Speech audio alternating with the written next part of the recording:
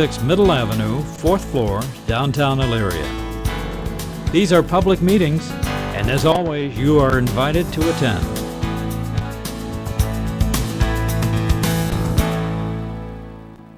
Would you stand for the Pledge of Allegiance, please? I pledge allegiance to the flag of the United States of America and to the republic for which it stands, one nation, under God, indivisible, with liberty and justice for all. Good morning and welcome to our January 22nd Lorain County Board of Commissioners meeting. Madam Clerk. Under appointments, Stephanie Kutzko is the Lorain County Watershed Coordinator, and Mr. Twining wants to introduce her. Good morning, Commissioners. It's my extreme pleasure to introduce today to the Board of Commissioners and those present today and at the TV audience, Stephanie Kutzko. She is the Watershed Coordinator. She will be working on a portion of the Black River and working with the Black River RAP folks. And I think this will be an opportunity for Black River to start setting some policies and practices in place that will help clean up our portion of the basin going into Lake Erie. At this point, I would like to have Stephanie explain a little bit about her background and the programs that she's going to be doing during the next year for Lorain County. Thank you, Ron. Hello, my name is Stephanie Kutzko, as Ron said, and I appreciate you having me here today. I'll keep this brief, just a little bit of background on who I am, and I have some handouts here that Ron will give you. I am a contracted employee through the Delta Institute, which is a nonprofit organization out of Chicago. They are working on managing a project on behalf of the Lake Erie Bi-National Public Forum. My background is I am a Lorain County resident. I grew up in North Ridgeville and I'm currently living in Avon. I've got my Bachelor of Sciences degree from the Bowling Green State University, and I've also got a master's degree from Washington State University. Some of my work experiences have been working with the Ohio Department of Health, the Indian Health Service, the Cleveland Metro Parks, and the National Association of Conservation Districts. And most recently, I've been working with the Lake Erie Nature and Science Center. My background is in environmental health and environmental science, also regional planning. So I'd like to give you a little bit of background on the project. Like I said, the Lake Erie Bi-National Public Forum, they are working on this project with the Delta Institute. The forum consists of 40 public stakeholders from around the lake basin, and they are working on implementing 2 local place-based projects in the Lake Erie Basin. They have chosen the Black River as the United States representative and Kettle Creek, which is out of Ontario, Canada. So we are the only United States representative, so I was really excited that the Black River was chosen for this project. We'll be building a partnership with the Canadian border with Kettle Creek, and we'll both be working on implementing some watershed strategies and identifying local environmental concerns in order to develop some action plans and then eventually implement some activities throughout the Black River. The area that we will be studying is a sub-watershed situated along the west branch of the Black River. It includes the city of Oberlin, 11 townships, and the majority of the watershed is located in Lorain County, and there is just a little bit also in Huron and Ashland counties. The way that we're going to be going about this process is it's going to be a combination of technical and community input. The way we're going to gather that is through an inventory of existing information, through public meetings, dialogues with stakeholders, and also guidance from our local partners. We have a technical advisory committee that will be helping us out. These are our local partners. It consists of the Lorain County Community Development Department, the Lorain County General Health District, the Lorain County Metro Parks, the Ohio Environmental Protection Agency, the Black River RAP Committee, Oberlin College, Lorain County Soil and Water Conservation District, and OSU Extension. So we've got some great partners that are really going to be helping us out in these efforts. Some of the objectives are to prioritize community environmental concerns and then identify activities to address those concerns. And then ultimately, we would like to find more resources for ongoing implementation. This is a one-year project. It is funded by a grant from the U.S. Environmental Protection Agency, and we are also receiving additional funds from the Lorain County Commissioners. So that is the background on the project. I really appreciate the support of the county, and I'm looking forward to working with you. Thank you, Stephanie. Thank you. I would like to reiterate that we are the only place in the United States on the 5 Great Lakes that have received this position. The only other funded position similar to this is going on concurrently on Kettle Creek up in Canada, and so I think that Lorain County needs to take great pride in the fact that we're trying to lead the nation, not just the state of Ohio, on this issue. Thank you very much, Mr. Twining. And again, welcome, Stephanie. Does the board have any comments or questions regarding this? I have a question. Stephanie, could you tell me, will you be checking the Black River along Washington Avenue down here in Elyria? The northern part of the watershed ends kind of by Oberlin, so the city of Elyria won't be in our watershed area. Okay, thanks. Okay. Thank you. Madam Clerk? Under Resolutions, number 1, Job and Family Services bills. So moved. Second. Discussion. Ms. Vacy? Aye. Mr. Moore? Aye. Ms. Blair? Aye. Investments. So moved. Second. Discussion. Ms. Blair? Aye. Mr. Moore? Aye. Ms. Vacy? Aye. Appropriations. So moved. Second. Discussion. Ms. Vacy? Aye. Mr. Moore? Aye. Ms. Blair? Aye. Transfers. So moved. Second. Discussion. Mr. Moore? Aye. Ms. Blair? Aye. Ms. Vacy? Aye. There are no advances or repayments, requisitions.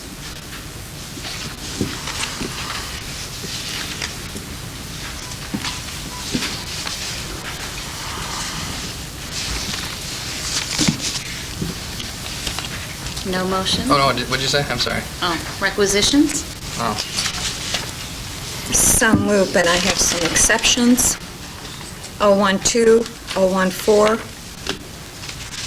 024. I have questions. There's a lot of vehicles in the requisitions today, and there was one for EMA.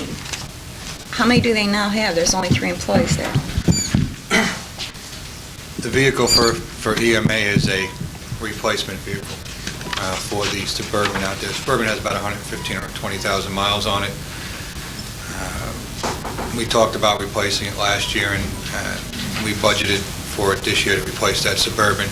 The Suburban will be brought back to the county and put back into service down here, but we need to get a new vehicle out of the EMA department. And that Suburban's about 4 or 5 years old now. That's why we're looking at replacing it. We have set aside a plan for this. What are you doing with the old Suburban? Right now, we have a need with weights and measures, and I had anticipated talking to the board about moving that Suburban into weight and measures. They carry a lot of weights. They go out and do their various work. They have one truck down there now. We've been loaning them a car off and on long term, and the car takes a pretty big beating with the work they do. So I was thinking that possibly we could use that Suburban in a reduced critical role in weights and measures, which will solve that problem down there with the vehicle they need. Okay, and the others? There were several of them on there. There was a replacement vehicle for the prosecutor's office there. They have a vehicle that, while the miles weren't hugely high on it, it had some mechanical problems that were rather expensive, and they've been looking for a replacement vehicle for about a year. And we, again, planned for it this year. And then there's 2 additional fleet vehicles. We anticipate retiring one fleet vehicle that's a 1993 and has a lot of miles on it, and it's been having a lot of mechanical problems. And we believe we need an additional fleet vehicle to meet the increasing demand on the fleet. There's some days we just don't have cars. It occurs. And some of our vehicles are 95s and 96s, so they're 8, 9 years old. And I mean, will they be auctioned off, or are we just... a lot of times what we've been doing with the older vehicles is moving them into less service areas on the outlying areas that don't do a lot of driving but still need a county vehicle available. So we try to move them out there and get some more service out of them, and then when they've reached their maximum service life, then we auction them off, yes. So majority of these will be additional vehicles? One of them will be an additional vehicle, yes. One? I thought I heard you say that Well, they're one going to of- be moved around. The Suburban is a replacement, and then we're going to use that someplace else. If we don't bring the Suburban back here and use it in weights and measures, they need a vehicle down there. They've been needing a vehicle down there for some time.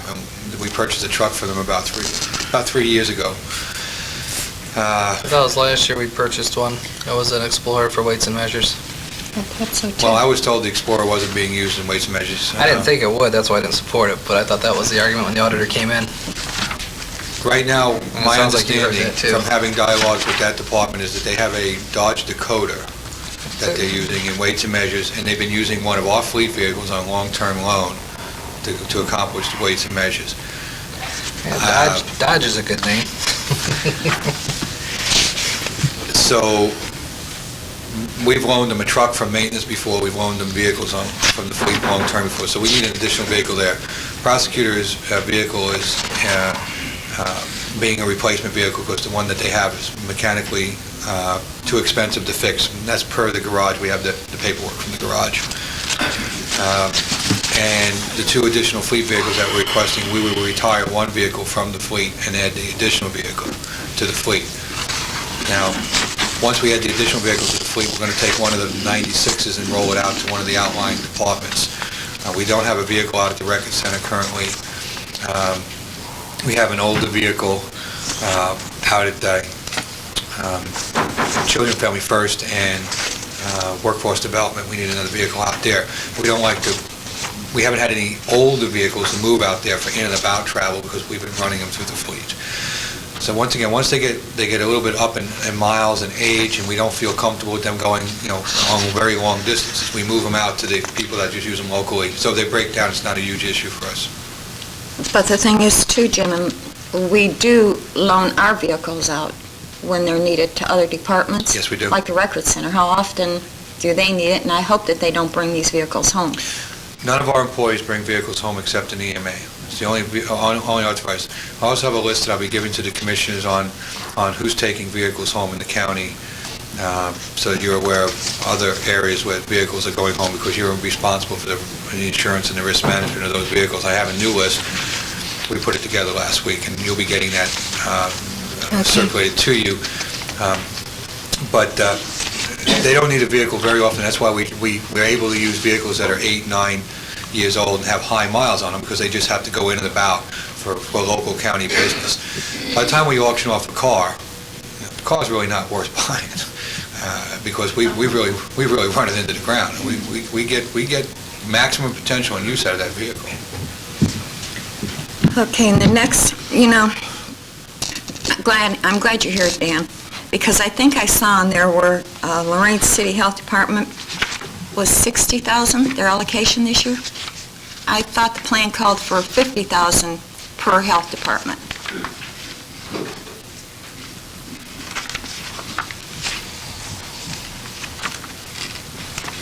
Good morning, Commissioners. Dan Billman, Lorain County Solid Waste Director. Mary Jo, to answer your question, in the plan it states that we have 3 health departments in the county that we fund. Right. Lorain is funded at $60,000, Elyria is funded at $60,000, and the Lorain County Health Department is funded at $50,000, and that's in the plan. Were they all $50,000 at one time? They were, yes. We raised Elyria and Lorain. We offered to raise Lorain County, and Lorain County Health Department didn't feel they needed it, so they didn't take it. Okay, thanks, Dan. Thank you. Yeah, but why are they on there for 60,000 then? Excuse me? Why are they on there for 60? What caused the increase? They had a lot of responsibilities that they were increasing their responsibilities, and they felt there was a need. So within the plan structure, we allowed them to have the extra $10,000. Okay. Now, these weren't on the requisition this week, I don't think, unless I passed them up because there was so much there, but computers. I was reading the data board minutes, and I couldn't believe all the computers that are on there.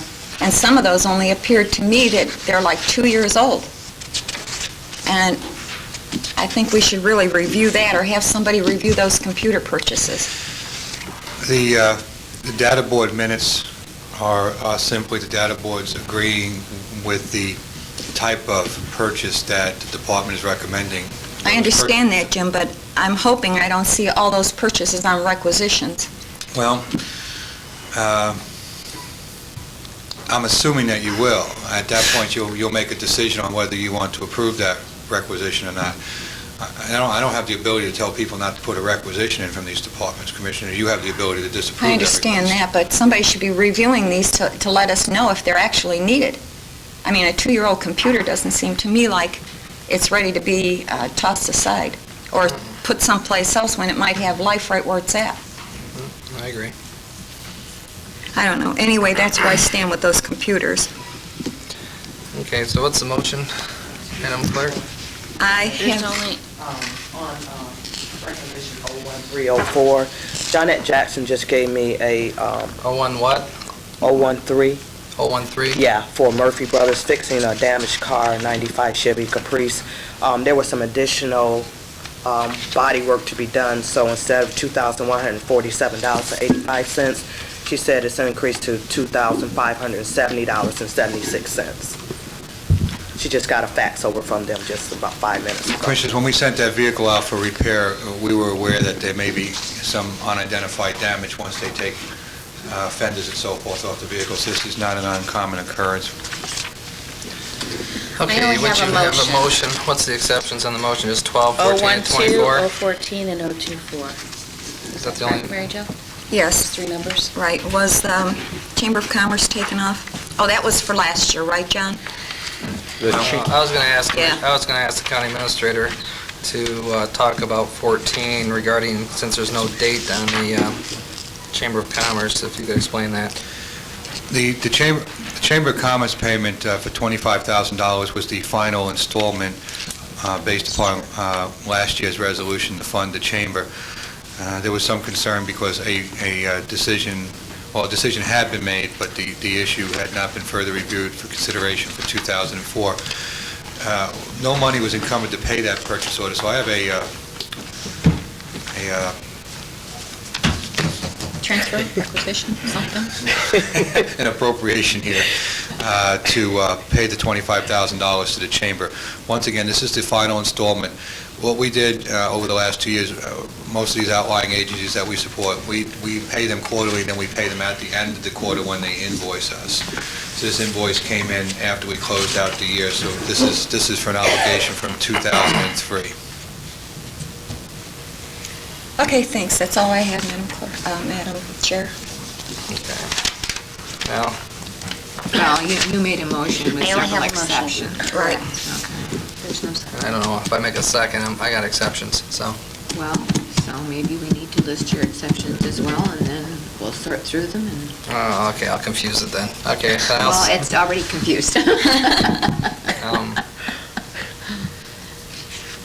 Okay, then I'll second it with my exceptions. What are yours? Oh, 218, 219, 224, 83 through 92, 156. Hang in.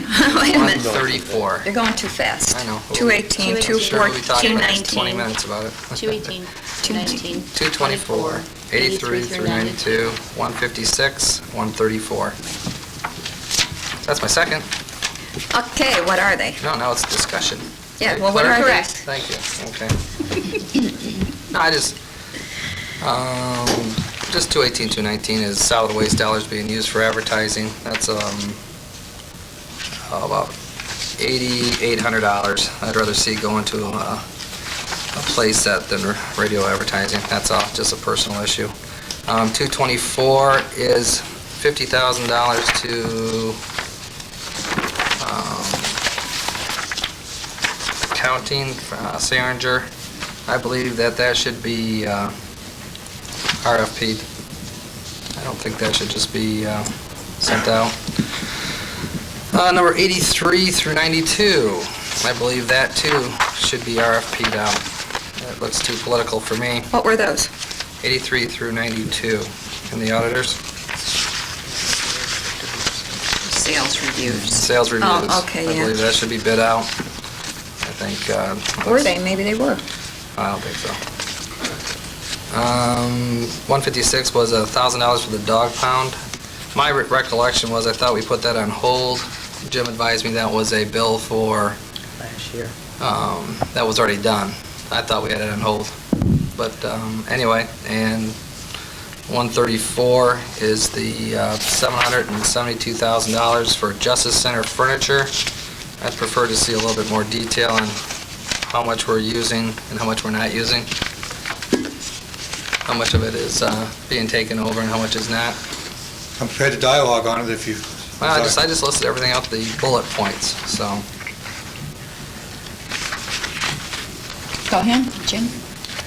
With regard to 772, there's approximately $500,000 in modular furniture that's been laid out for the common areas. It's been budgeted for. We've been working on this for about a year. That was by architectural design. Approximately another $200,000 is coming in furniture for the public areas, seating, tables, etc. That was always, again, budgeted for and planned for, and it's been an ongoing process with the stakeholders, users of the building, and with the vendors. Ovals is a local vendor. We've been working through them, so it's pleasing that we can use locals here to get this done, and then a state term.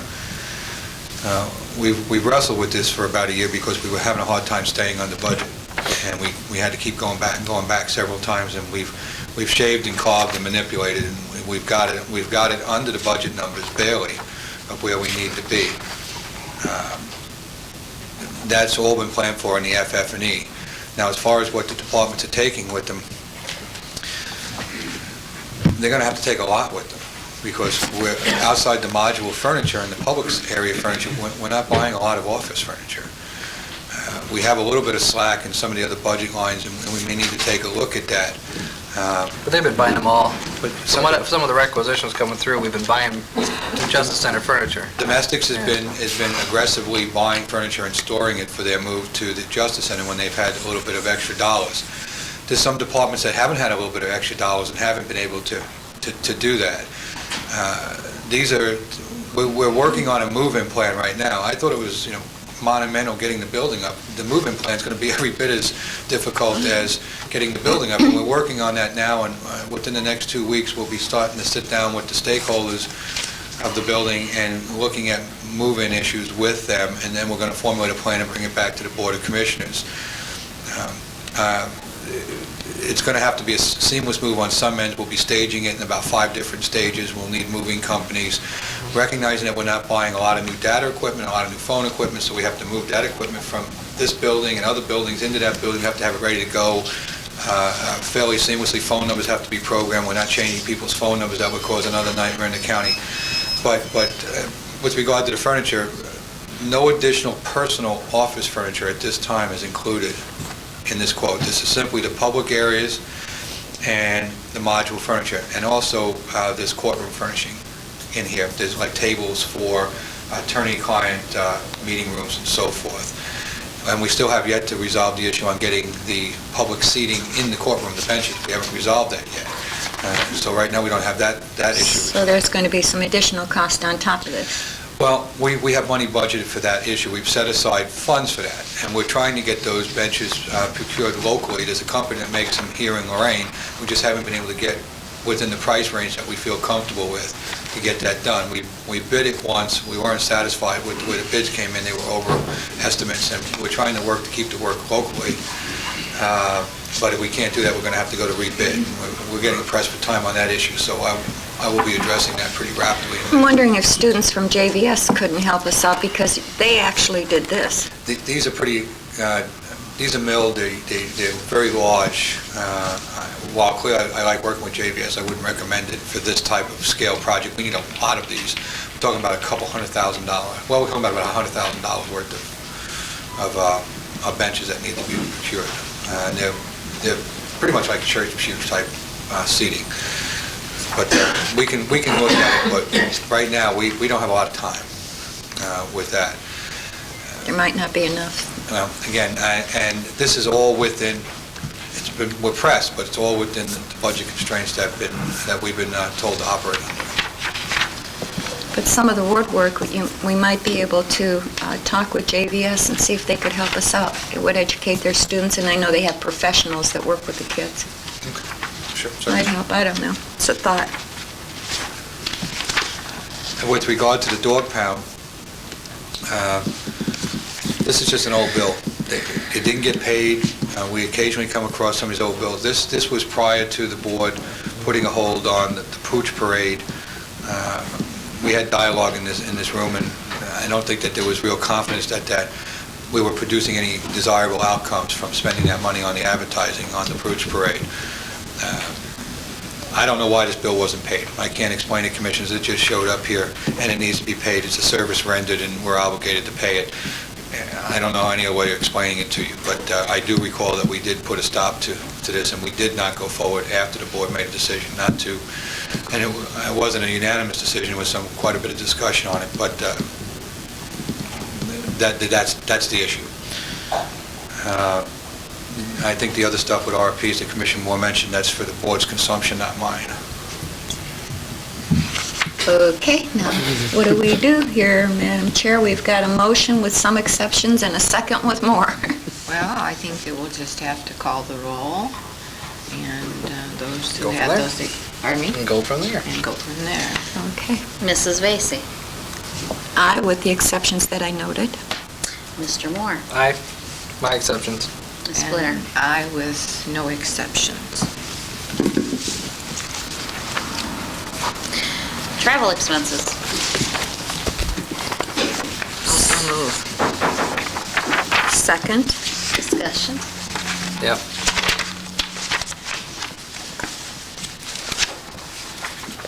Let's see how much mine. Have exceptions to 001, 069, 005, 015, 028, 024, 026, 027.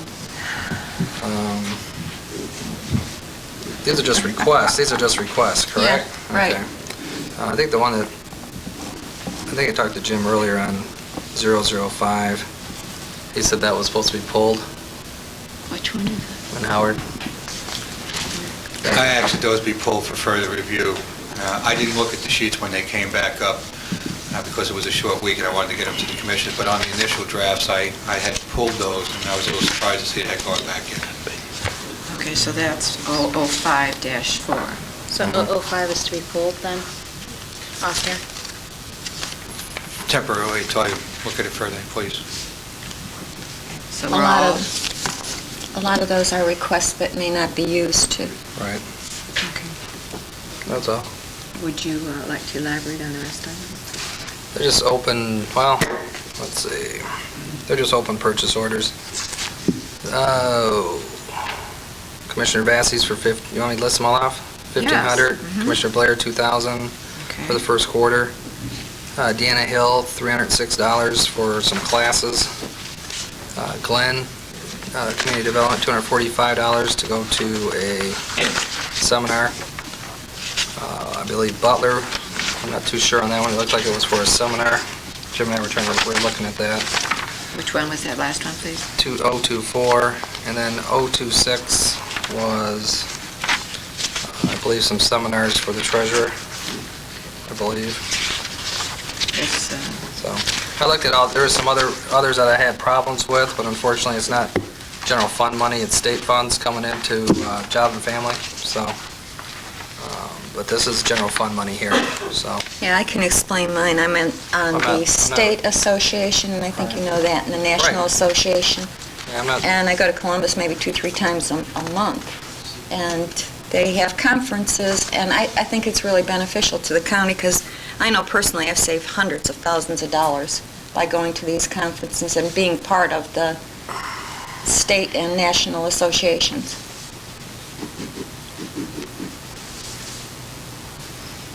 Just in Corso alone. Is there any further discussion? None here. where does the motion stand? Who made it? Mrs. Blair? I did, and it was seconded Correct. Me. by Ms. Vacy? Okay. All right, call the roll. Ms. Blair? Aye, no exceptions. Ms. Vacy? Aye. Mr. Moore? Aye, With the noted. exceptions. Bills? So moved, no exceptions. Oh, hooray, I'll second. No exceptions. You want to pay them, No right? further discussion. Mr. Moore? Aye. Ms. Blair? Aye. Ms. Vacy? Aye. Authorize various personnel actions as indicated on the summary for employees within the jurisdiction of Lorain County Board of Commissioners. Commissioners, at this time, I'd like to request an executive session for the express purposes of talking about new hires and that'll be it. I'm not going to bring up the other matter. So just potential new hires. I think that the prosecutor also, same thing. New hires? Personnel. Jerry? Personnel. So we'll just put number 9 on hold. Yes.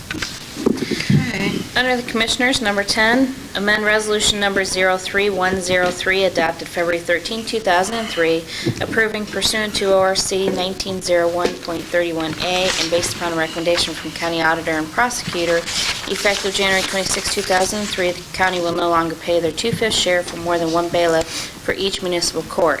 Said amendment is based upon the Attorney General Opinion 2003-020. The county will pay one bailiff for each municipal court judge at the 2/5 share. Alan Wack, the bailiff for Lorain Municipal Court, will be added back onto the payroll, retroactive effective December 28, 2003, at a biweekly rate of $726. So moved. That should be number 04 or 03? Oh, I'm sorry. The amending the resolution? Huh? The amending the resolution Yeah. is 03. Is it 03? Yes. Is that right, Jerry, or did I interrupt you?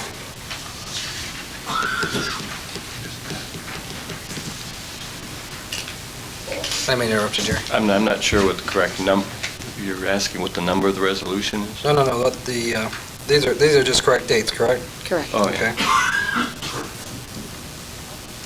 I'll second. Discussion? If I may, Commissioners, I've been discussing this with Pete Schilling, and we're trying to work out a written agreement with regard to this. It is probably 95% complete. There is one paragraph on that we've been playing around with for about a week. So I would suggest either we hold this for another week or we add a provision that it be subject to approval of a written agreement. You're just You wanna saying hold that this? this isn't finalized yet. Yeah, right. The main principal provisions of it are, but there's one paragraph to the agreement that we're still discussing. Okay, I would amend the motion, subject to final approval. Is that how you wanted it worded, Jerry? Would you just hold it? Subject to approval of a written agreement. Did you get that? Yes. And I'll agree to that. Further discussion? Ms. Vacy? Aye. Ms. Blair? Aye. Mr. Moore? Aye. Number 11, authorize salary increases for various employees of the Lorain and Overland Municipal Courts reflecting the county's 2/5 share. For Lorain Municipal, 1, Judge Mihawk, Administrative Judge, effective January 1st, 2004, at a biweekly rate of $973.07. 2, Judge Nunez, retired, effective December 31st, 2003. 3, Judge Thomas Elwell, presiding judge, effective January 1st, 2004, at a biweekly rate of $950. 4, Jose Candelaria, bailiff, effective January 1st, 2004, at a biweekly rate will be $635.81. Overland Municipal Court, 1, Judge Janis, effective January 1st, 2004, at a biweekly rate of $973.07. Excuse me, that's Judge Januzzi? Judge Januzzi, I yes. think you said Janice. Oh, sorry. 2, Sandra Cohart, Clerk of Courts, effective January 5th, 2004, at a biweekly rate of $676.92.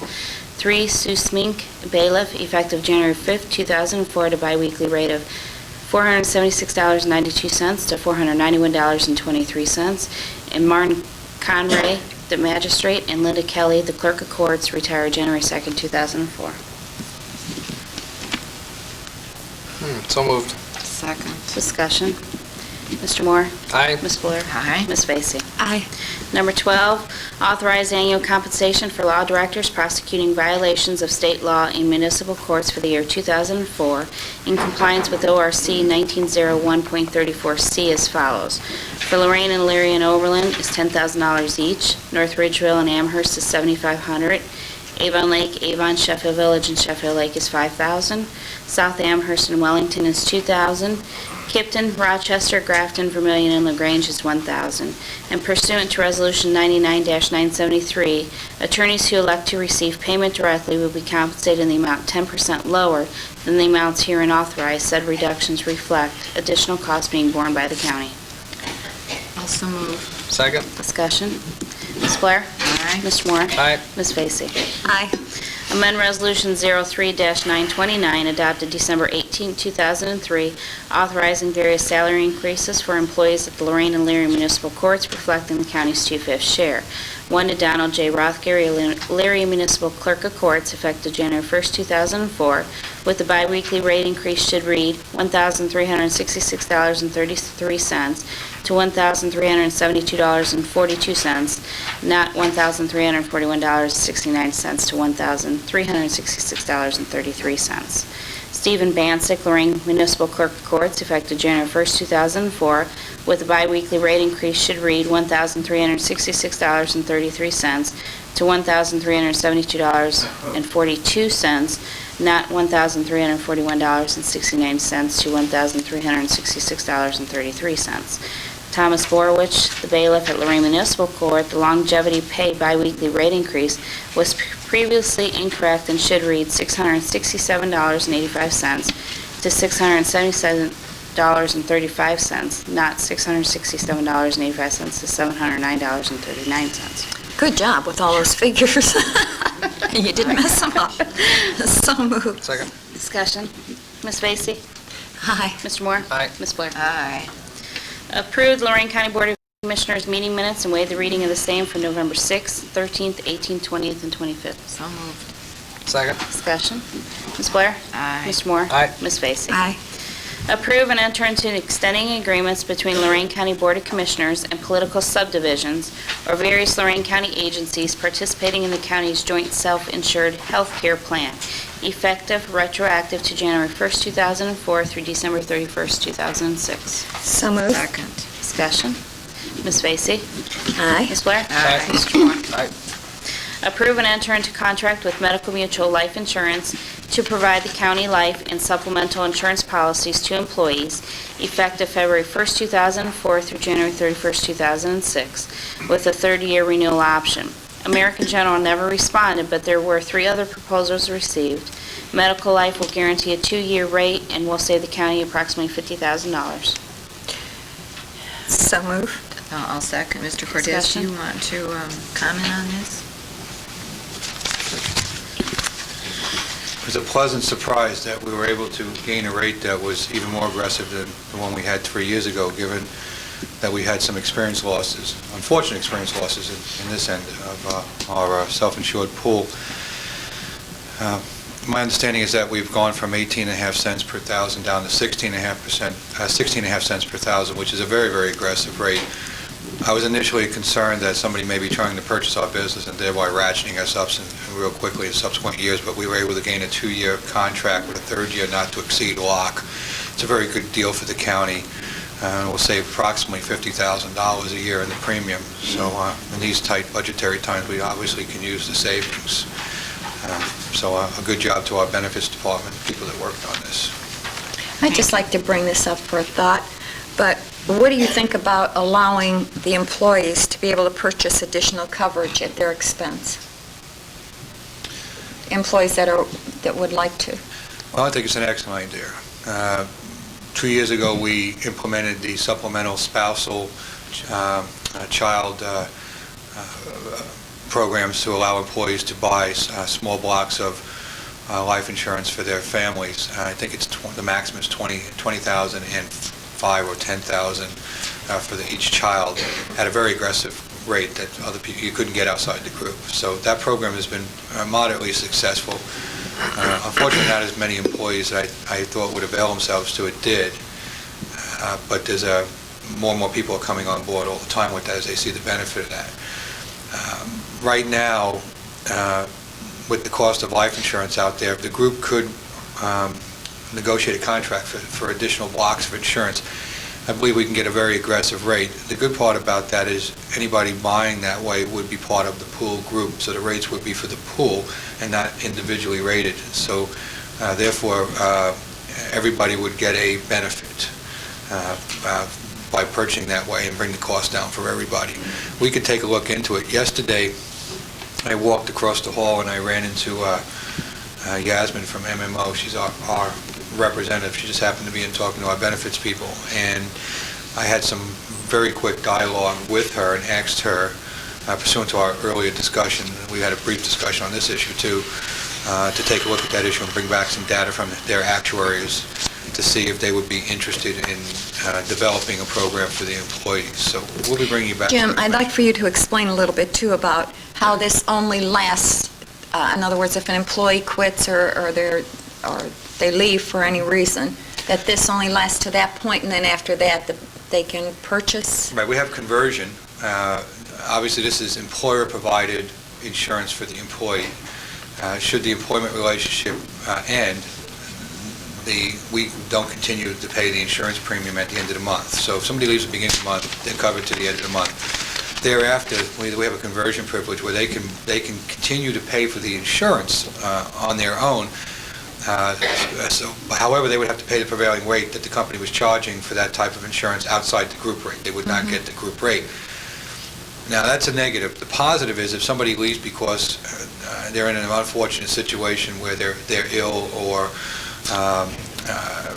maybe even terminal, no insurance company will give them new insurance. They'll have a waiting period. They won't be able to get insurance. So we've had this situation, we've had this situation where we had an employee that was terminal, left, and I believe that the employee didn't know that she could get this coverage, purchase the additional coverage, and it wound up that she didn't get any coverage. Right. So that's why I'm thinking employees don't know this, and that's why I'm asking Jim to explain it.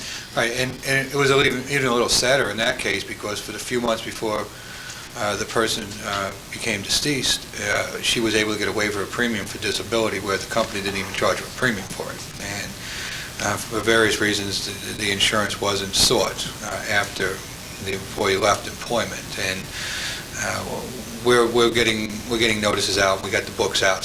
People get books. They get the books explaining their benefits to them. Unfortunately, too many times that collects dust on the shelf somewhere. They don't read them. People need to be aware of the benefits that are provided for them, and they need to, if they have any questions, we have a benefits department that's very skilled and knowledgeable on how to access those benefits. Plus, we're starting to develop website materials to have it posted on our website so employees can start coming to the website and looking at their benefits, and it'll be more greatly explained to them through the website. So that'll be coming online later this year. Good. Thank you, Jim. Any further discussion? Ms. Vacy? Aye. Ms. Blair? Aye. Mr. Moore? Aye. Under the Community Development Department, 17, instruct the clerk to publish a combined notice in the non-legal section of a local newspaper to fulfill the requirements of the environmental review record for the FY03 CDBG formula program. Said notice will be published in the Chronicle Telegram on January 26, 2004. So moved. Second. Discussion. Ms. Blair? Aye. Mr. Moore? Aye. Ms. Vacy? Aye.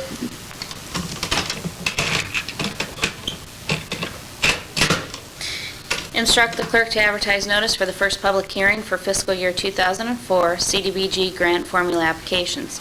Said notice will be published in the Chronicle Telegram and Morning Journal on January 23rd and 30th, 2004, and the public hearing will be on Thursday, February 5th, 2004, at 10 a.m. So moved, but do we need to publish this in 2 newspapers? Do we?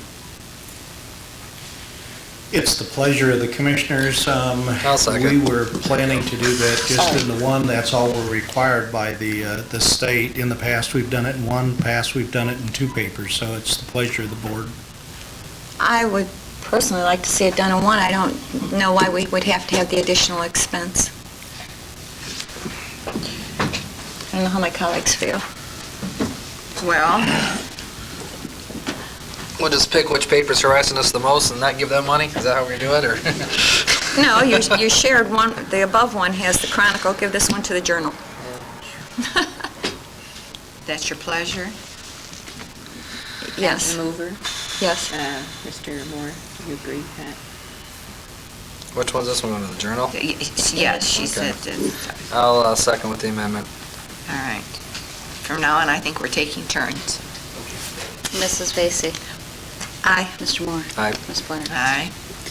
Under Emergency Management, authorize local emergency planning district to apply for $71,000 to the State Emergency Response Commission for the county hazmat program. So moved. Second. Discussion.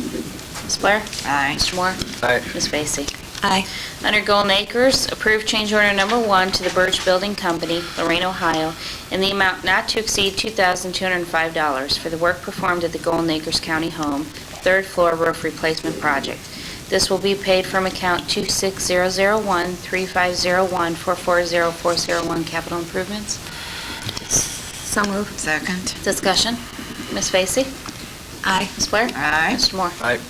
Under Job and Family Services, approve and enter into Amendment Number 2 on the contract between Lorain County Department of Job and Family Services and Lorain County Domestic Relations Court for the Access Visitation Program. Said amendment will increase the contract value by $22,722.12 with the total contract amount not to exceed $55,089.44. All other provisions in Resolution 03-498 and Amendment Number 1 by Resolution 03-888 will remain in effect. So moved. Second. Discussion. Mr. Moore? Aye. Ms. Blair? Aye. Ms. Vacy? Aye. Approve and enter into contract with Country Day School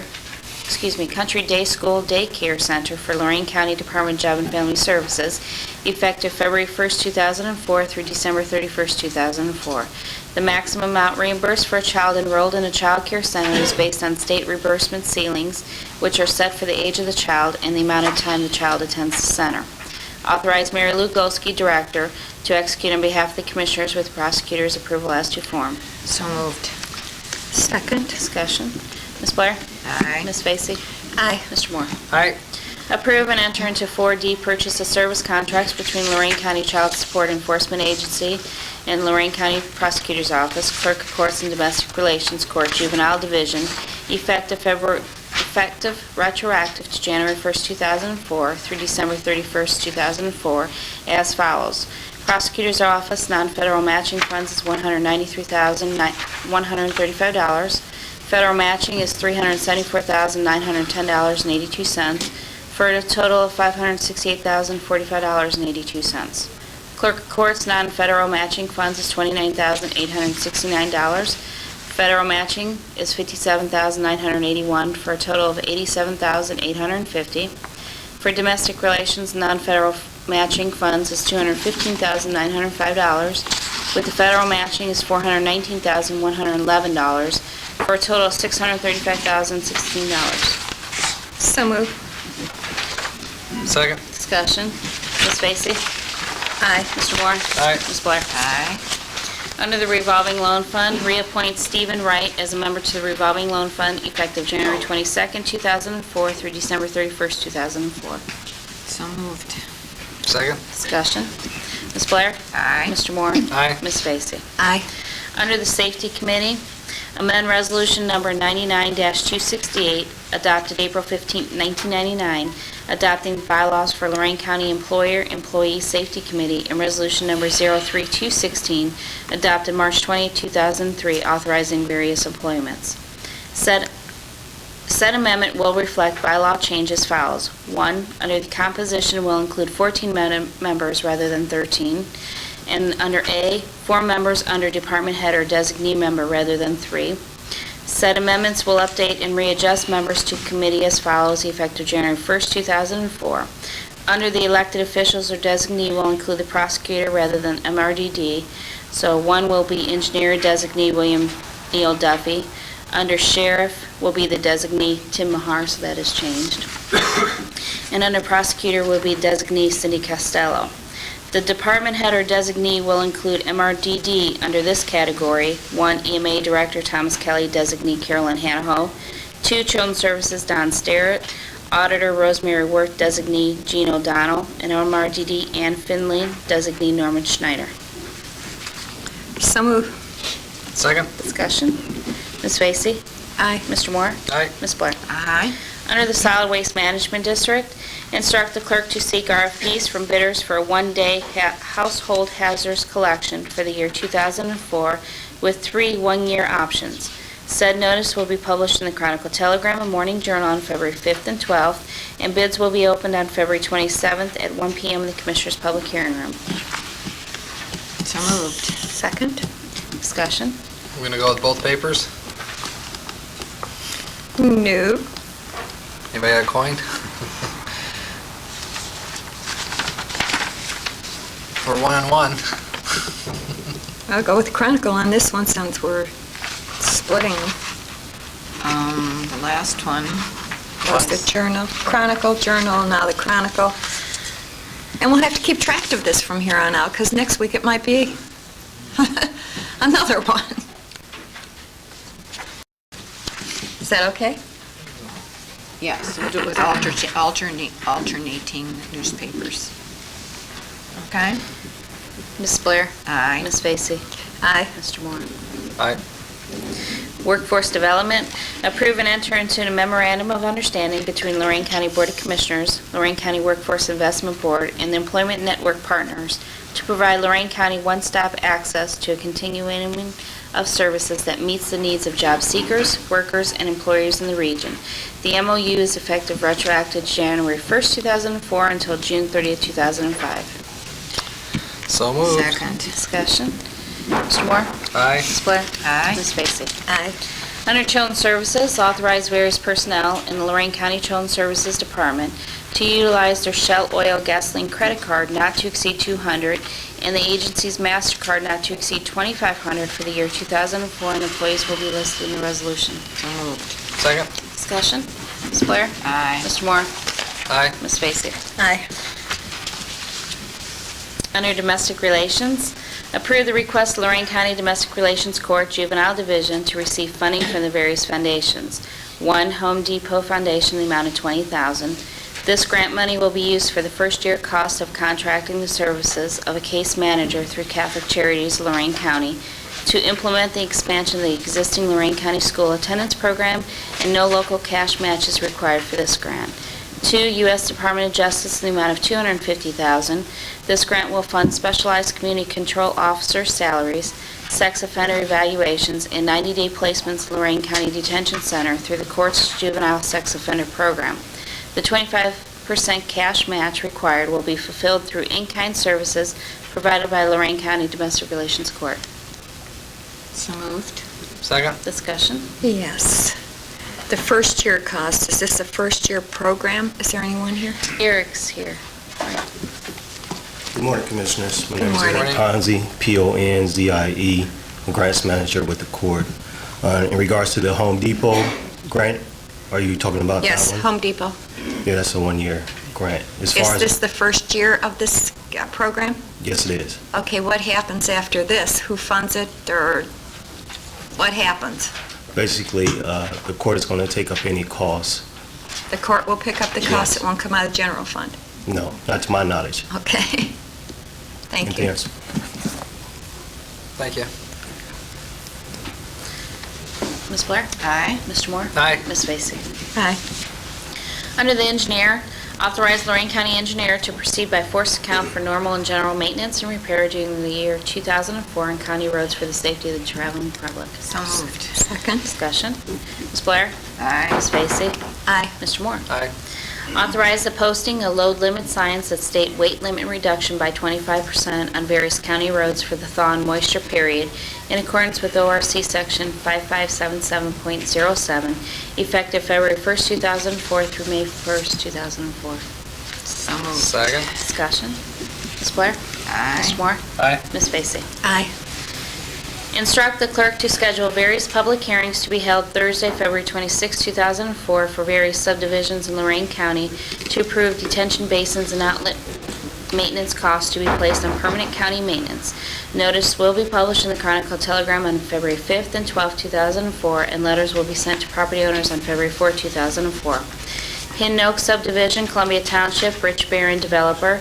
Construction cost is $10,720, and each sublot benefiting from drainage items will pay 5% of total construction cost of $536 per year.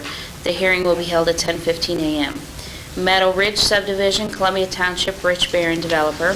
Construction cost is $4,634, and each sublot benefiting from drainage items will pay 5% of total construction cost of $231.70 per year.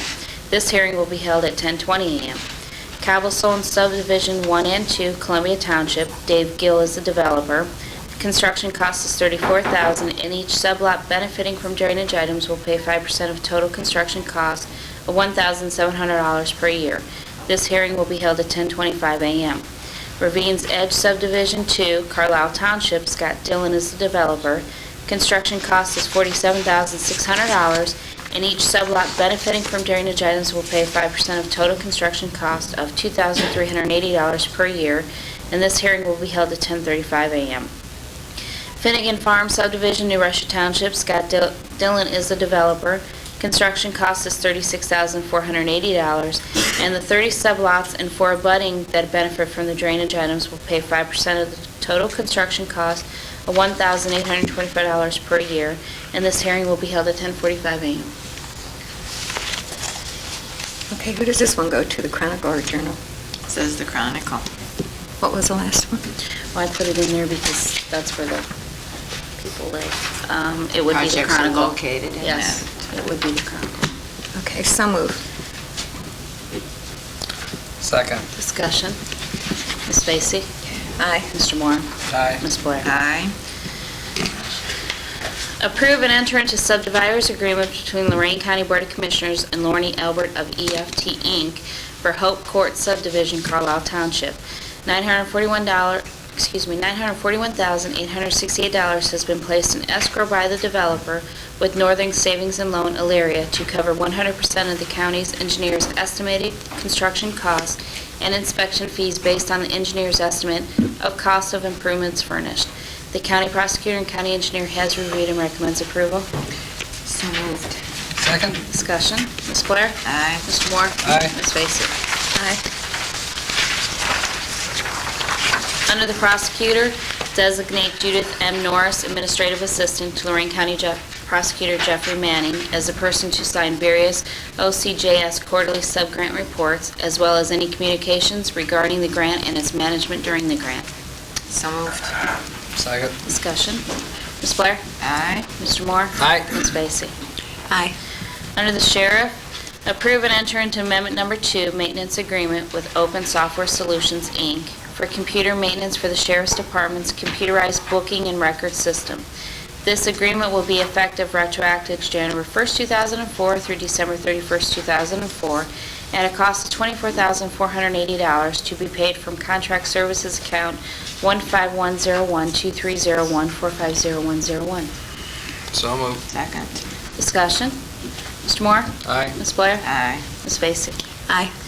Approve and enter into a maintenance agreement with B&C Communications, Inc., Cleveland, Ohio, to provide maintenance for 114 portable radios from January 1st, 2004 through December 31st, 2006, at a decreasing annual cost of $4,248 for the year 2004, $4,141.80 for 2005, and $4,035.60 for the year 2006, to be paid from a contract services account 001012301450101. So moved. Second. You have a choice. Perfect. Okay, let's flip. Ms. Vacy? Aye. Mr. Moore? Aye. Ms. Blair? Aye. Authorize Lorain County Sheriff to lease 2 Harley-Davidson police motorcycles from Sunset Leasing. This lease is for a period of 3 years with an annual rental cost of $1,255 per bike, and each year the lease is in effect, the Sheriff's Department will receive new motorcycles. The annual lease cost is the same as the lease cost that was in effect in 2003, and this is changing. Will be paid from equipment lease account for the local law enforcement block grant. 22701, 2301, 440102. So no, it's not coming out of the general fund? No. Okay. Are these additional motorcycles, or are they the same ones? Anyone gonna second? Go ahead. I'm sorry. Okay, thank you. I thought I heard you say it under your breath. Morning, Commissioners. No, these are not additional. These are to be traded in. The equipment will be taken off those bikes, put on the new bikes. The lease program, you get a new bike every year. So it's not, we're still going to have two. Thank you. Okay. Further discussion? Mr. Moore? Aye. Ms. Blair? Aye. Ms. Vacy? Aye. Approve and enter into a month-to-month contract with Matthew Lipnitsky to provide necessary counseling services. This contract will be effective retroactive November 24, 2003, for approximately a 3-month period containing a 30-day cancellation clause, and will be paid $25 per hour from professional service account 15101-2301-450124. He will work a minimum of 24 hours per week, and the present jail counselor is on extended medical leave. So moved. Second. Discussion. Ms. Blair? Aye. Mr. Moore? Aye. Ms. Vacy? Aye. Okay, Mr. Cortez, County Administrator. It's already been a long session. I think I'll reserve comment this morning. Thank you. Mr. Ennis, Assistant County Prosecutor. Just a request for a brief executive session on a personnel issue. Commissioners report. Madam Commissioner Vacy? Yes, thank you. At the January 16th CCAO Board of Trustees meeting, one item that was on the agenda was a proposal that CCAO become involved in a fundraising initiative for the nationwide and Ohio 4-H Center. The center will be built on the west campus at OSU and northeast of the Agricultural Administration Building. CCAO asked the board to authorize the expenditure of up to $5,000 of CCAO funds for this effort. And the goal is for CCAO to raise $50,000 to $75,000 for the project. There was a lot of discussion, and there was one commissioner in particular that her board and her 4-H director was totally against this project. Then there was another commissioner that said that they thought that this might start precedents of CCAO fundraising for other agencies. So the board decided that we would come back to our boards and talk about this before we voted on it. So we will be voting on it next month. And I talked to Eva Weber about it, and she thinks that the building is going to be a wonderful project. And the building won't just be used for 4-H, but it's going to be used by OSU and other colleges and other organizations also. But I did bring some pamphlets back and some other information, and I wanted to share this with you before you probably made a decision on it. And these pamphlets are fundraising pamphlets. There's an area in here where if anybody wants to contribute to the new building, there's an area where they can. But in Lorain County, 4-H is a very important program. So I took it very seriously, and I thought that maybe it was a good initiative for CCAO to get involved with, being 4-H's county. But these are available to anyone that would like them. And I talked with Eva Weber. I met her at some function that I was at. Talked with her, and I believe she sent Minnie here to speak on the issue in case you have any questions or anything. Would you mind if Minnie talked about this a minute? No. Minnie, would you please take the mic? And here's the information from CCAO for you. Good morning, Commissioners. Good morning. You're absolutely right. This is an opportunity, and we are very supportive of this project. Anyone that works with youth in this county knows that they are a valuable resource, and 4-H is very strong in this community, and we're constantly working to tweak and to build and enhance what our students participate in. This building will be constructed. We're about 80% away from the goal of 12 million. We're about 80% away from reaching that goal. But the benefit is going to be able to allow our kids the opportunities to do some distance learning, to have a state-of-the-art facility that they can network with other kids around the 88 counties, even in other states, and to be able to provide a facility that adult volunteers can participate in, additional learning and activities, and state-of-the-art technology. So it's really huge. It's an opportunity for our kids also to take part and be involved in some of the planning of this. So we wholeheartedly support that type of facility here in the state of Ohio that's going to benefit youth around the 88 counties, many volunteers, adult volunteers that really work with our students to be able to bring us all together for that networking opportunity, for the opportunity for us to share information, and we just wholeheartedly support that. So I'm not sure about the other two commissioners that were against it, but in Lorain County, we wholeheartedly support that because we know firsthand the benefits of positive youth development in Lorain County and what benefits can come down the road with our kids, having access to caring adults, not only in Lorain County, but statewide. Minnie, it's my understanding that 4-H actually started in Ohio. Absolutely. And it's exceptionally strong in Lorain County. So, Yes, it is. and all 88 counties have strong 4-H programs. And this board has been very supportive of the Lorain County 4-H. I would Absolutely, wait for you to say absolutely. that, but This is true.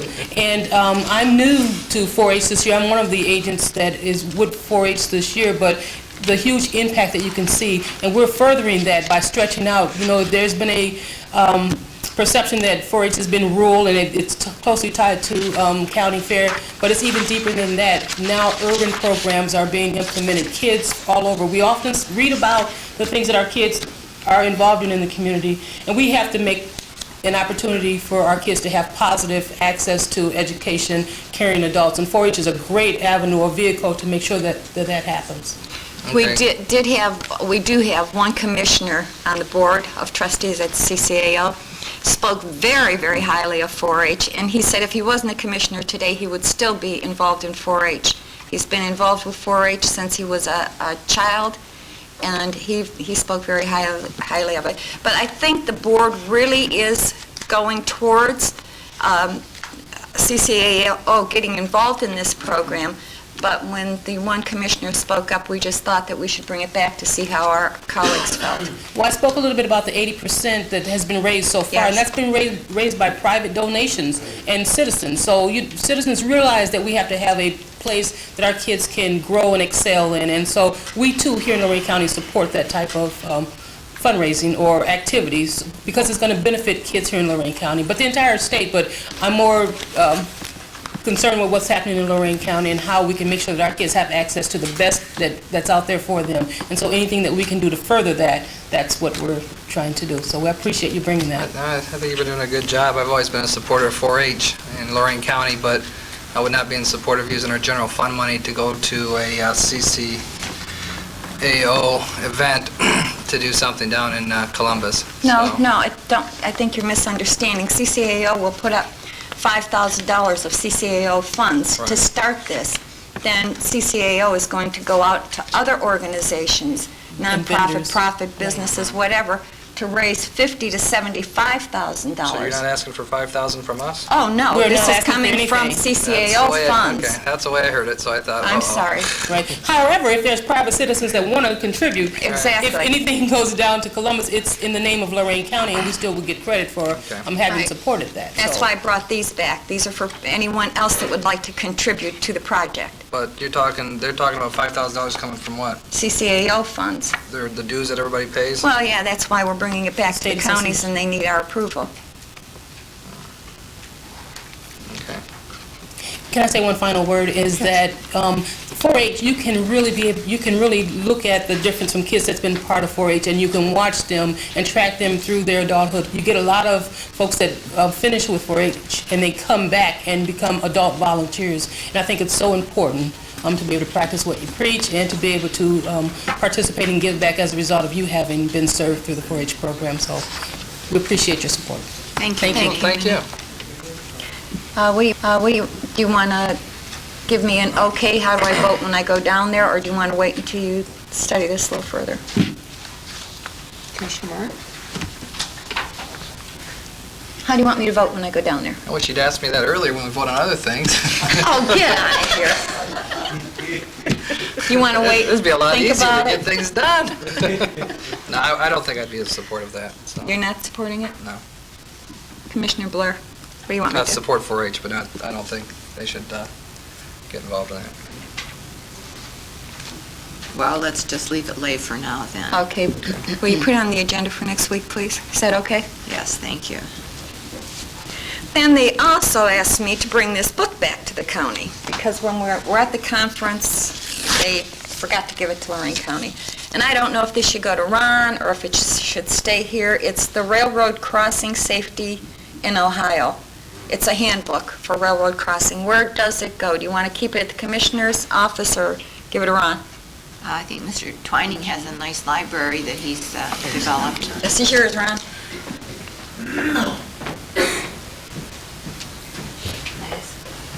Didn't think you'd get something today, did you? Then I was also asked John by... says this is right on track. Good one, Ron, good one. And I was asked by one of our constituents to pass a resolution opposing House Bill 292. This House bill is to establish limitations on asbestos-related liabilities to corporations and to prescribe the requirements for shareholder liability for asbestos claims under the doctrine of piercing the corporate veil. And I've got a copy of the bill, so that I thought maybe you wanted to review that before you made a decision. But what it's going to do is it's going to stop funds to people that are now getting funds because of the asbestos and that are ill from asbestos. But anyway, you may want to study the bill a bit before you decide whether or not you want to oppose it. And I have copies of that for you. Okay. Actually, I only have one copy since it's so thick. We can So wait. do you want me to just have Teresa Yeah, put it in board? Put it in board business, please. Here you go, Teresa. And I've got another thing here. The Rafa Center, which is on Center Ridge Road, is a nonprofit organization, and it helps people in need of clothing, shoes, furniture, food, and fulfills a lot of the poorer needs in the county. And I've asked the founder, Gwen Gilmore, to be here today to talk a little bit about how they can help those in need. And they do have a phone number for the public's information. It's 327-1221. Madam Chair, would you mind if Gwen gave a little bit of a A brief... brief comment on what welcome, her Gwen. project does?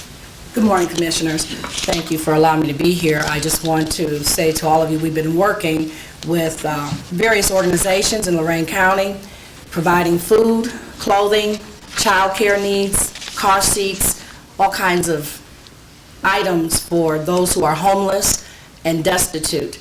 We have been doing it on a needed basis, and it's for free. We have a lot of people who have contributed recyclable things, and we sort them, we make sure that they are clean and healthy, and we are located in the North Ridgeville Shopping Center, the old one that is in, right now, not good shape, but we've been renovating several of the buildings there and looking to purchase that property.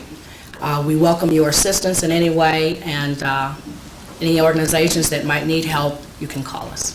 Thank you. Thank you, Gwen. I think with the economy and jobs the way they are today, I think programs like these are very much needed, and we appreciate your efforts. Thank you. Thank you. Is that it? No, I'm sorry, one other thing. I'm going to ask the media, once before, they published little articles saying, actually, our pool for board appointments is getting down to, it's really dwindling, and I would appreciate it if the media would do this as a public service, publish the list that the commissioners appoint to, the list of boards that we appoint to, and ask anyone that is willing to serve on these boards to call and ask for an application. Are we that short? Yes. Because I have a list. Paula, will you pass that list around to the other two commissioners? Thank you. But I think we should open it up to the public, and a lot of times the public don't know what boards we appoint to, and there are a lot of people out there that would like to serve on these boards and don't know how to get involved. Thank you. That's all I have. Thank you for your patience. Commissioner Moore? Nothing? I don't need another sheet of paper? Nope, I'm fine. Thank you. I'll wait till later. Okay, Madam Clerk, continue, please, then. Old business? None. I have none. Mary Jo, do you have any? No, I don't. Thank you. New business? Yes. I don't think we voted on the appropriation that Mr. Cortez passed around. Right there, that document there. Do we need to vote on that or no? Yes, you do. Okay. We just signed it and that was it, so. It was not part of the, You can either choose to, Well, I'll make a motion to approve the appropriation and that was again, for the 25,000 to the, I'll second. Further discussion? Mr. Moore? aye. Ms. Blair? Aye. Ms. Vacy? Nay. It was just quicker to do it that way, Jim. Sorry, didn't mean to interrupt. Thank you.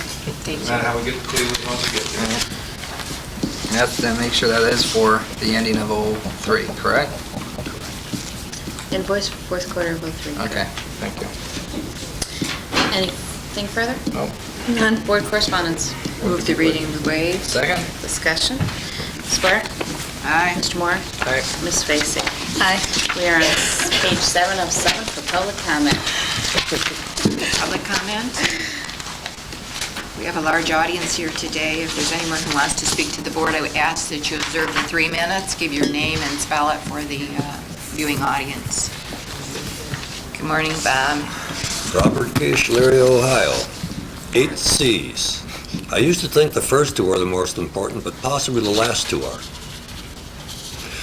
We have no more right to consume happiness without producing it than to consume taxpayers' wealth without producing it. George Bernard Shaw.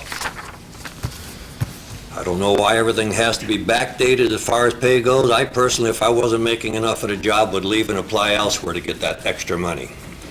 First and foremost, I would like to apologize for not being prepared to speak last week. And I wish, first of all, to wish all and everybody a happier new year. In the past, I've been advised no flame or a candle at this position. Too hazardous. But I would still like to keep a flame of truth and information flowing. I was also told no open containers. Keep the public, no, in other words, no beverages. Perhaps there is no flowing and sharing of public information. Keep the public uninformed and they are easy to lead. Like sheep to the slaughter of their hard-earned tax dollars. If you have watched these meetings closely, very closely, you have observed private talking between a commissioner and the administrator, and at times the legal counsel. You have repeatedly heard from the audience, "Speak up, we can't hear you." In effect, a private meeting during a public meeting. Nevertheless, I propose a toast, if I can find it. I left it at home. I had a piece of toast. That I think would be legal, even in these quarters. I propose a toast and greater openness to this closed box attitude.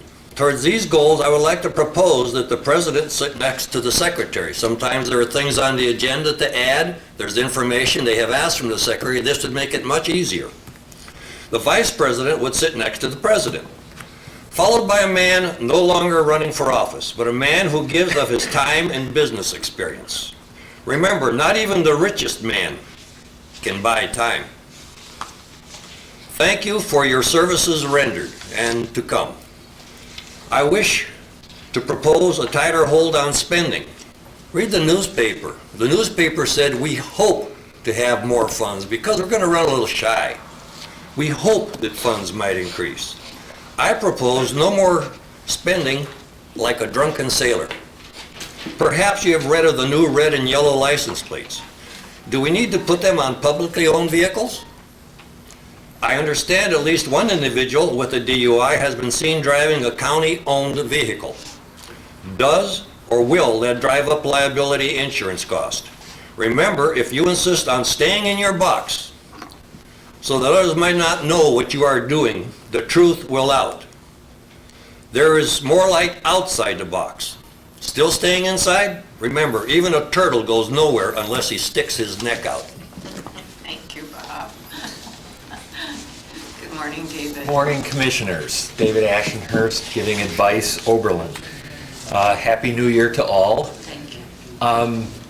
I just wanted to say I'm looking forward to the presentation tonight at the Community College of the Community Alliance and County Economic and Community Development and several other organizations concerning the economic, educational, demographic trends afoot in Lorain County.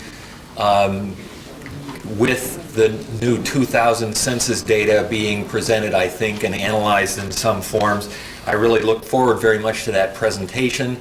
I think it's a very timely thing in 2004 to, especially with everything else going on, to begin a year with some perspective on what's to come.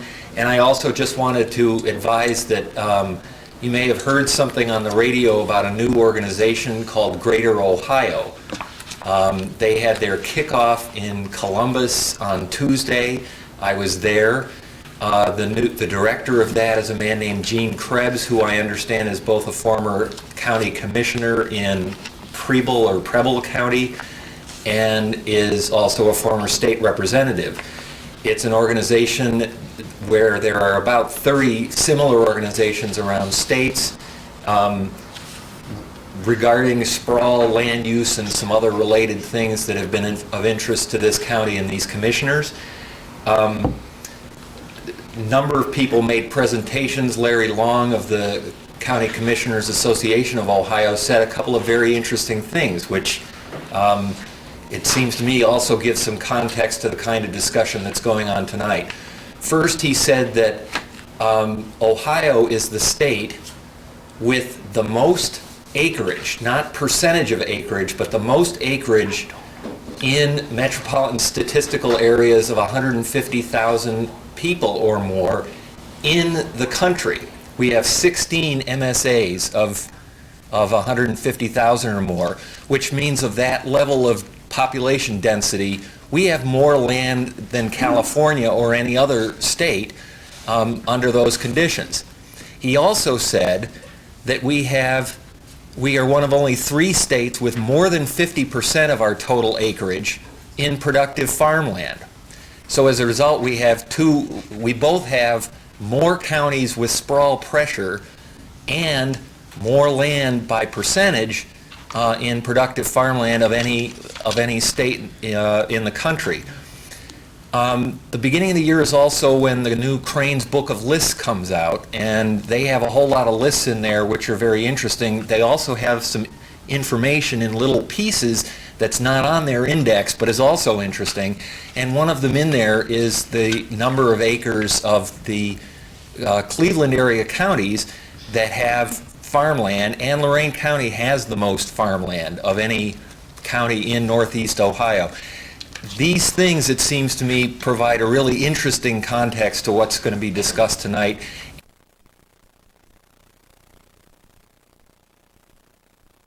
Here it was, a negotiated agreement to give raises, but you weren't providing funds to give that money to the sheriff department.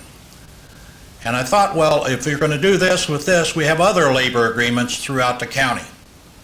And are we going to do like the Bush administration does, pass things on the federal level, but don't give the money to do anything with it on the level that it gets done in the communities or the state? I'd like to see the commissioners address this issue and find out exactly what is happening in regards to the sheriff department, which does an outstanding job for us here in the county. Thank you. Thank you, Don. Anyone else?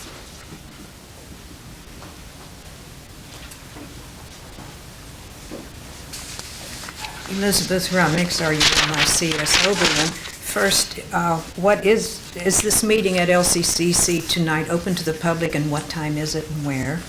Ron can give you the details, sorry. I hope my memory serves me right. I'm staying through today, so I think the meeting, it is open to the public. It's at the Spitzer Conference Center at the Community College, and I think it is at 7 o'clock this evening. 6. Thank you. I knew somebody would correct me. 6 o'clock. Well, I couldn't see behind your water bottle, but I appreciate the help. Okay. Thank you. Thank you.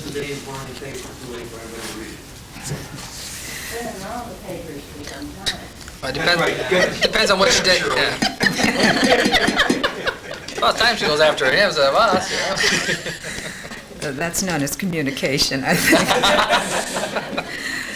Then the other thing I would like to mention is that a number of organizations and around Oberlin, NAACP, AAUW, the League of Women Voters, and so on, are going to be doing an extensive voter registration drive, with probably the most effort being extended in April and May, rather than for the primary. However, I would like to say that some of us are also working to try to remind people to register and to vote for the primary. Registration for the voting in the primary will close February 2nd. Registration forms are available from the Board of Elections, of course, and usually from the local public libraries as well as other places. And the closing date to register is, as I may have already mentioned, February 2nd. A list of the persons who will be on that ballot is also available from the Board of Elections. Thank you, Elizabeth. Anyone else in the audience who wishes to address the board at this time? If not, I move we go into executive session for the purposes outlined by the administrator and assistant prosecutor. Second. Discussion? Oh, discussion. Yeah, so it's my understanding that we're going to executive session for Personnel? what? Because if it's involving one of our employees and his running for commissioner, I'd like to have him participate in executive session if that's appropriate. If that's going to be the discussion. That's one of the issues. Would it be appropriate to have him participate in the discussion with us in executive session? 'Cause I'd like to have him there. Well, why don't we have some discussion first, and then if you want to have him stay, fine. But I think we ought to have a few minutes of discussion amongst ourselves first. Is that satisfactory? After all, we are a board that makes decisions. I know, Aaron. That's what I'm trying to... Well, we're kind of deciding whether we're Our going to meeting's do still that on. or We're in the not. discussion part of the executive session, and, but you guys were talking and couldn't hear us, so that's why. Boy, did you reverse that. I know. Smooth. Anyway, I know, that's all, 3 years I get one on Shirley. She's been getting me all years, 3 years. No, I just don't have have a big problem, Commissioner. I would prefer to have the individual participate in the discussion. That's just my, and I think that's what he was requesting through, so. So where do we stand? There was a motion by Ms. Blair, second by Commissioner Vacy. And I had already voted. Correct. No, we haven't voted No, we yet. haven't voted. We Oh, went we into didn't vote. discussion. We were I'm just in deciding. discussion mode, wondering if it'd be appropriate to have the individual we're talking about participate in the executive session.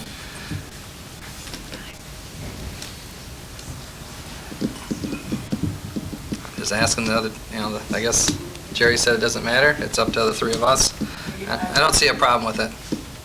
I don't know. I'm As just- I understand it, I have to look it up, you are allowed to invite somebody to the executive session to speak, a person of your own choice, persons of your own choice, isn't that correct, Mr. Ennis? That's correct, sure. Where would we be without Shirley? Look, she's high-fiving Bob over there. Have my blessing. Oh, okay.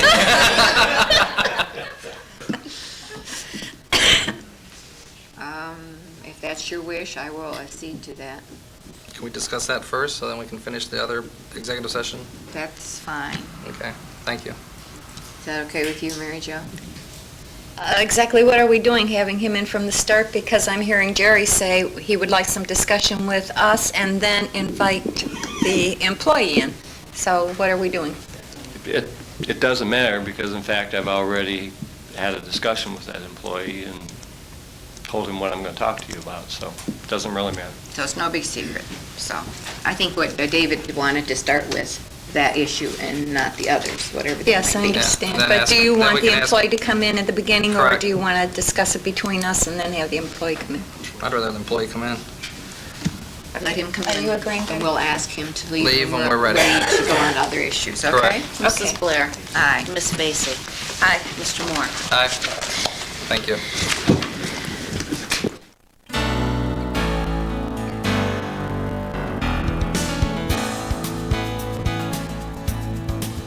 Unless otherwise announced, meetings are held Thursday mornings at 9:30 at the Lorain County Administration Building, 226 Middle Avenue, 4th floor, downtown Elyria.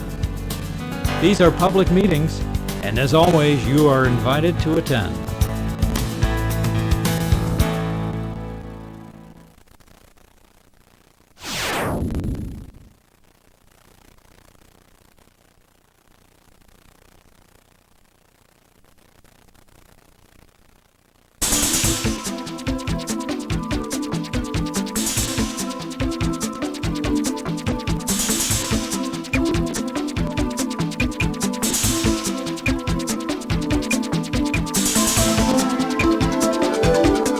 November 20th, a group of about 70, including the commissioners, judges, and staff members, took a progress tour of the new Justice Center.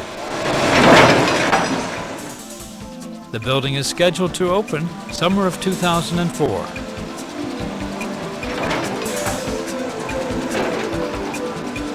Please watch your step. This will be the parking area. Right now it's doing well for housing a lot of materials that are for the construction. As we progress through here,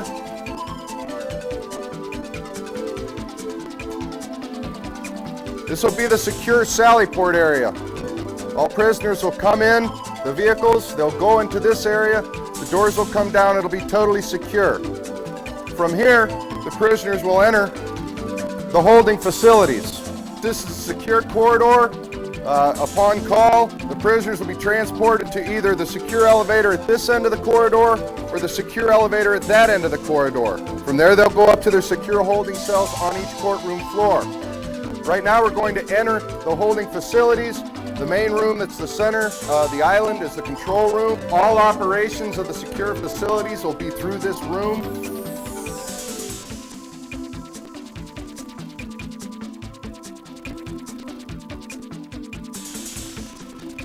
And rooms for attorney and clients, attorney-client conference rooms. Anything else down on that end of the building is basically mechanical rooms for the HVAC equipment. Right in this room, this is the main chiller room. This is where all the air conditioning equipment is housed. And as we continue through here, this